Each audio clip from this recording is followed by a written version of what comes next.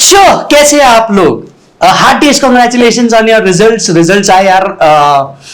अभी तक के मेरे को जितने कम्युनिकेटेड है वैसे तक के 4 AIR अपने यहाँ से आए हैं एकत्वम अकेडमी से, और एग्जामिशन की तो मानो भरमार लग गई है। बहुत सारे बच्चे स्टिल अपना रिजल्ट भेज रहे हैं। बहुत सारा प्यार मिला आप लोगों का और ये प्यार यूं ही बस बरकरार रहेगा, राइट। मैक्सिमम बच्चे एकत्वम अकेडमी से बोथ ग्रुप क्लियर हुए, जो हमारे लिए बहुत बड़ा अचीवमेंट है, क्योंकि हम सिर्फ एक ग्रुप के ऊपर फोकस नहीं कर रहे हैं, हम बोथ ग्रुप के ऊपर फोकस करते हैं और ऐसे पास होने वाले बच्चे बहुत सारे हैं। तो बहुत बहुत बधाई।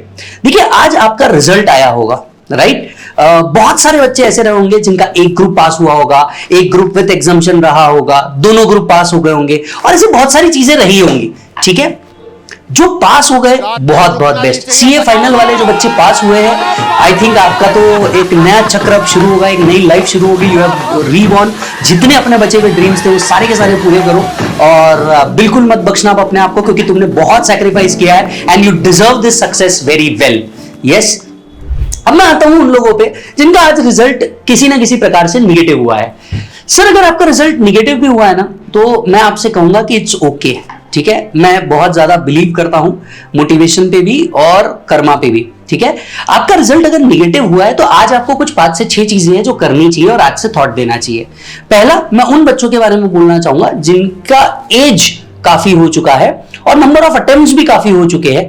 तो मेरे हिसाब से इन्होंने एक पॉइंट पे एनालिसिस करना चाहिए कि क्या हमने गलत जा रहे हैं, क्या हमने करना चाहिए, क्या हमने यही कोर्स को करना चाहिए या कुछ और करना चाहिए। मैं ये स्पेशली लाइन सीए फाइनल वालों के लिए बोल रहा हूं, क्योंकि जिनका एज भी हो चुका है और नंबर ऑफ अटेम्प्ट्स भी ज्यादा हो चुके हैं। तो आपने एक बार सीरियसली थॉट देना चाहिए कि हमने आगे क्या करना है, बिकॉज बहुत सारी चीजें होती है, सिर्फ ये कंसिडरेशन नहीं होता, बहुत सारा कंसिडरेशन होता है। एंड मैं एक्सपेक्ट कर रहा हूं कि आप इस बात को बहुत अच्छे से समझेंगे भी।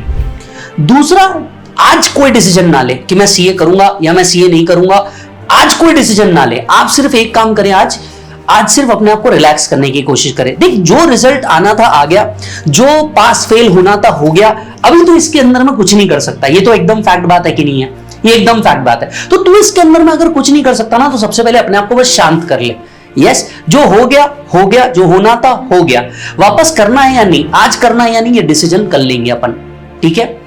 दूसरा, जो बच्चे क्लियर नहीं हो पाए, वो एक बात सबसे पहले देखिए कि आप कहां गलती हुई। जैसे कई बच्चों की मैं आपको गलती बताता हूं, कई बच्चों का चॉइस ऑफ टीचर सिलेक्शन गलत हुआ, कई बच्चों ने टीचर एकदम सही सिलेक्ट किया, बट सिचुएशन ये है कि उनके लेक्चर ही कंप्लीट नहीं होते और इनकम्प्लीट लेक्चर्स के साथ उन्होंने लेक्चर दिया।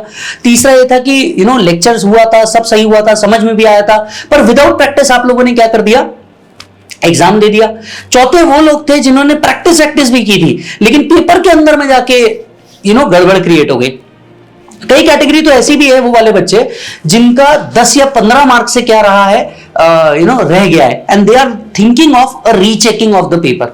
Well honestly speaking, coming up to this rechecking वाला पॉइंट, मुझे ऐसा लगता है कि देखिए, अगर 5 मार्क या 7 मार्क तक का डिफरेंस है ना, तब आप रीचेकिंग में जाइए, अदरवाइज रीचेकिंग में मत जाइए। ये मेरा पर्सनल ओपिनियन है, हालांकि बहुत सारे लोग इस पर अपना अलग ओपिनियन दे सकते हैं, क्योंकि क्या होता है ना सर, सीए इंस्टीट्यूट है, यहां पे 5 मार्क भी एक बहुत बड़ा मार्क होता है। तो यहां पे आप अननेसेसरी डालेंगे, एक अननेसेसरी होप वापस लगाएंगे। मैं कहूंगा कि आपको रीचेकिंग डालना है, आप डाल दो, बिल्कुल डाल दो, लेकिन आपने बिल्कुल कल से पढ़ाई चालू कर देनी है। If you make a decision कि यार हम लोग को आगे बढ़ना है, तो हमने बिल्कुल चालू कर देनी चाहिए। यस, बिल्कुल पढ़ाई चालू कर देनी चाहिए विदाउट एनी होप कि वो आएगा। मतलब मुझे बिल्कुल एक्सपेक्टेड नहीं है, मैं ये मान के चलता हूं कि यार मैं रीचेकिंग में डाल रहा हूं, मतलब मेरे को एक्सपेक्टेशन थी, समहाउ फुलफिल नहीं हुई। अब यहां से हमें क्या करना चाहिए? सबसे पहली चीज हम लोगों को क्या करना चाहिए, अगर आपको ऐसा लगता है तो आप फैकल्टी चेंज कीजिए। अगर आपके पहले फैकल्टी के ऊपर आपको कॉन्फिडेंस नहीं है, आप फैकल्टी बिल्कुल चेंज कीजिए, चाहे वो मैं हो, चाहे वो कोई भी हो, एनीवन, आपने फैकल्टी चेंज करना चाहिए। दूसरा, आपने ये देखना चाहिए कि नोट्स कंप्लीट है क्या। एक डीप एनालिसिस आपको यहां पे बहुत ज्यादा जरूरी हो जाएगा कि कौन सा सब्जेक्ट ऐसा है जिसके अंदर में मेरा एफर्ट्स ज्यादा लगने चाहिए। जैसे अकाउंट्स में मेरी प्रैक्टिस ज्यादा होनी चाहिए, कॉस्टिंग में मेरी प्रैक्टिस ज्यादा होनी चाहिए, डीटी में मेरी प्रैक्टिस ज्यादा होनी चाहिए, एफएम में मेरी प्रैक्टिस ज्यादा होनी चाहिए। तो जो प्रैक्टिस वाले सब्जेक्ट है ना, इसके ऊपर, प्रैक्टिस के ऊपर आपको थोड़ा सा ज्यादा फोकस करना चाहिए, तब जाके आपका काम बनेगा, नहीं तो ये थोड़ा सा मुश्किल है। तीसरी चीज जो आपको करनी है वो है टेस्ट सीरीज। इस बार आपको पोर्शन वाइज टेस्ट सीरीज पे जाना चाहिए। अगर आपको 2 से ज्यादा अटेम्प्ट हो चुके हैं तो अगर आपको 2 से ज्यादा अटेम्प्ट हो चुके हैं ना, तो मुझे लगता है आपने पोर्शन वाइज टेस्ट सीरीज पे जाना चाहिए और स्ट्रिक्ट स्ट्रिक्टली एडहर करना चाहिए उस पोर्शन वाइज टेस्ट सीरीज के ऊपर, क्योंकि ये वो पोर्शन वाइज टेस्ट सीरीज ही है जो आपके मल्टीपल अटेम्प्ट्स के जो डर है ना ये दूर करेगी और आपको इंश्योर करेगी कि नहीं यार मेरे को आता है, ये सब्जेक्ट बहुत अच्छे से आता है। नेक्स्ट फोर्थ पॉइंट में ये कहना चाहूंगा कि सर इस बार है ना अगला अटेम्प्ट जब आप दो ना, दैट इज सितंबर या नवंबर, in terms of inter and final as the case में भी, इसको ना पूरे दम के साथ देना। अब यहां पे एक गलती मत करना कि मैं कॉन्सेप्ट बुक को वापस लेकर के बैठ जाऊं और पढ़ते बैठूं, नहीं।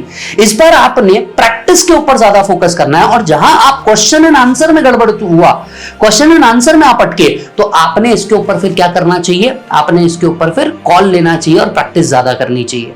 तो मैं आप सभी से कहना चाहूंगा, देखिए पास या fail it is a part of life, ठीक है, पर इसका मतलब ये नहीं कि आप बहुत ज्यादा बार फेल हो जाए। अगर आप मल्टीपल टाइम्स फेल हो रहे हैं, मल्टीपल टाइम्स अटेम्प्ट लगा रहे हैं, तो मुझे ये कहना पड़ेगा कि आपने अपना एक एनालिसिस करना चाहिए कि आप गलत कहां जा रहे हैं। अदरवाइज होगा ये कि ये चक्रव्यूह चलता रहेगा, एज बढ़ती रहेगी and you will lose all your confidence, जो हम बिल्कुल नहीं चाहते। एक छोटा सा बस पार्ट आपको बताना चाहता हूं, अगर आपको ऐसा लगता है कि taxation, law, IDT, audit, SM, इन सब में आपको इंटर लेवल पे प्रॉब्लम है, तो पूरे एकत्वम अकेडमी ने फ्री फास्ट ट्रैक YouTube पे डाला हुआ है। सीए विजय साडा चैनल के ऊपर, दर्शन खरे चैनल के ऊपर, ऋषभ जैन चैनल के ऊपर, यशवंत मंगल चैनल के ऊपर, तो आप बिल्कुल वो देख सकते हो, राइट। कॉस्टिंग के एंड अकाउंट्स के भी स्पेशली क्यूरेटेड फास्ट ट्रैक्स डाले हुए अभिषेक सर के, तो आप वो देख सकते हो।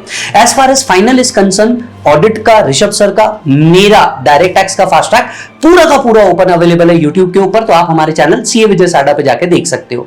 आई एम श्योर बहुत सारे बच्चों को इस बार इससे हेल्प मिली है, आपने डेफिनेटली इस बारे में सुना भी होगा।